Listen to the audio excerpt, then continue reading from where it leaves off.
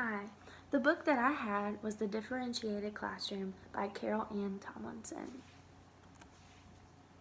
In Chapter 1, Carol Ann describes a differentiated classroom as a classroom in which a teacher devotes resources, time, and themselves for increasing opportunities and maximizing potential for all their students. So in other words, differentiated instruction takes a lot of time on the teacher's behalf. However, in the end, those dynamic lessons that are planned are definitely worth the payoff in the end. Differentiation elements. So in differentiated instruction, there are multiple elements that have to occur in order to be done correctly. The first element is that lessons need to be content focused with key concepts, principles, and skills as the basis.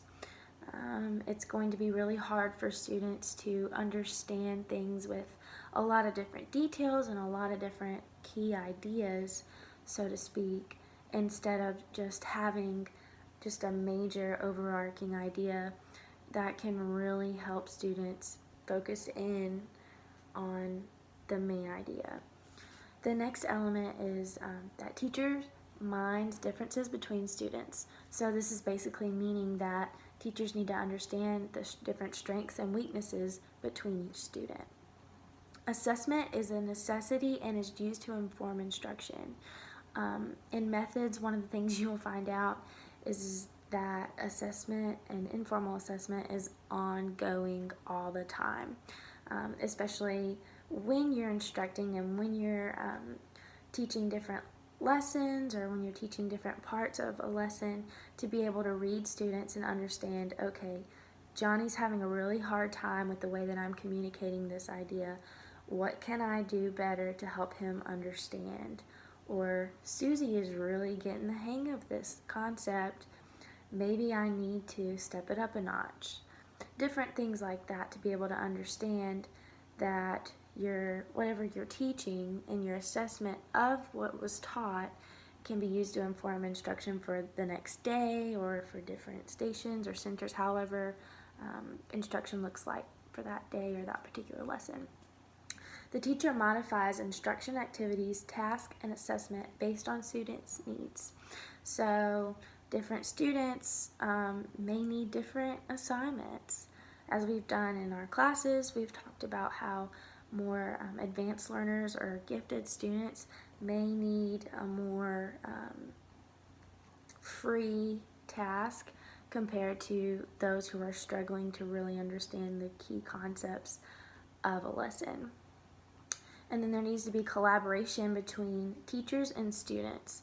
Teachers and students need to have a relationship to where they can really identify issues that are going on, or key ideas or details, whatever needs to be getting across to each other.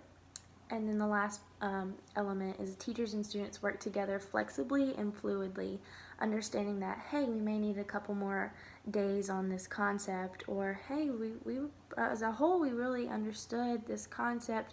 What if we tried to kick it up? What if we tried to deepen our knowledge?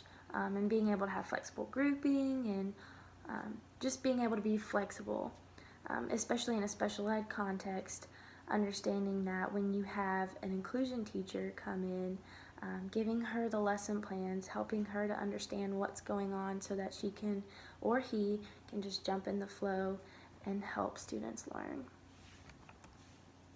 Differentiated instruction is a mindset.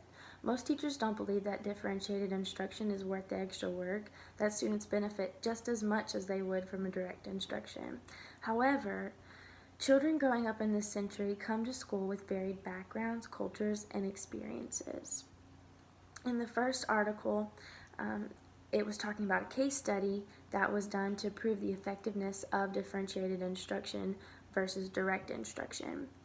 And the case study proved that differentiated instruction was just as effective, if not more effective, than direct instruction, and students really benefited from that strategy.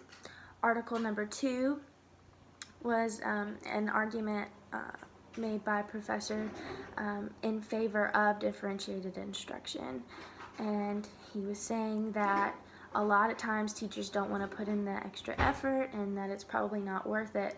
However, it really is, and your students really come out as champions at the end of the year. The third article was about teacher efficacy, and that teachers who are willing to go the extra mile end up getting those returns at the end of the year, especially in state testing, and how it really makes a difference if a teacher is willing to try differentiated instruction versus those who drag their feet the whole way. The learning environment. The learning environment in a differentiated classroom needs to be energetic and humorous, and it needs to be about facilitating learning, helping students to become independent and also internalize what they are trying to learn. The teacher becomes a facilitator and the classroom is more student-centered, similar to constructivism, and how things just build on top of one another. Another element of the learning environment needs to be high expectations that for every learner, despite their different ability levels. Each student needs to feel appreciated and valued, and also it needs to be a holistic environment, teaching the child as a whole and not just content areas. Students need to be making connections between subjects, between ideas, between concepts, and different things that they've learned throughout their academic history. When planning for differentiation in your classroom, there are 3 questions that you need to ask yourself. Number 1 is, what do I do to differentiate? What am I going to do? What is this going to look like? Is it going to be in my assessment? Is it going to be in my instruction? How is this going to work? Number 2 is, how am I going to differentiate? So is it going to be different stations, different assignments for different groups, different individuals? And the third question is, why am I differentiating? What is the whole point of me doing all of this extra work just to say that I differentiated? And the answer to that question is because you have different levels of learners in your classroom, and you need to be able to reach each one where they are. And that's what a true teacher is in this day and age. The last thing that the book talks about is strategies, different ways that you can try to differentiate within your classroom. A couple examples are stations or centers, depending on which level you are in elementary or middle school.